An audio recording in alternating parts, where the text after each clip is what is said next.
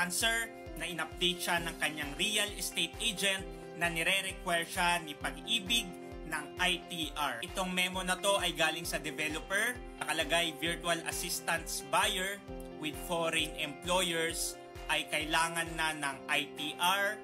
This is in line kay Pag-ibig na compliance kay BIR regulations. Dati pa naman required ang ITR, di ba? As a freelancer, as a virtual assistant, as a self-employed, one of the primary requirements kay Pag-ibig ng proof of income mo ay income tax return.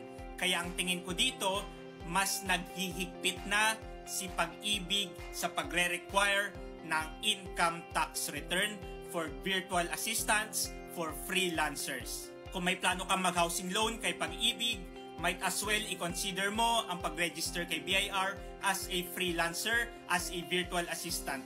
May ginawa akong guide na pwede mong gamitin, the Ultimate DIY BIR Tax Compliance Guide for freelancers, BIR registration, BIR tax compliance ay kasama na po.